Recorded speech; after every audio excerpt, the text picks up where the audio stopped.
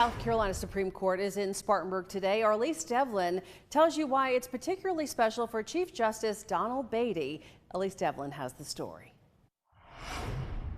A full circle moment for Chief Justice Donald Beatty. Supreme Court hearings here in Spartanburg this week will be his chance to hear final arguments before retiring and finish his career in his hometown. A legend.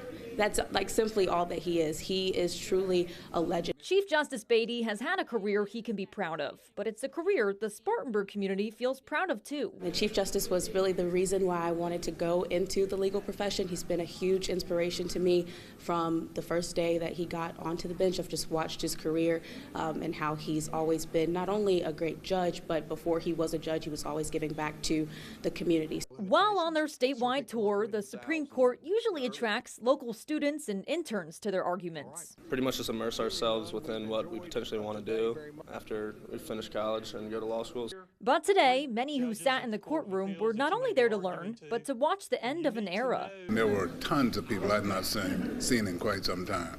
It was very, very uplifting and warm, heartwarming, I should say, to be home and to have that kind of reception here. Growing up in Spartanburg and observing hearings in the old courthouse as a kid, Chief Justice Beatty says his interest in this career path stems from his early days in his hometown.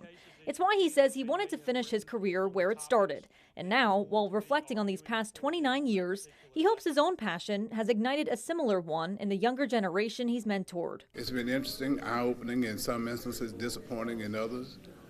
Seeing the system as it really is and how the process really works has been educational, interesting.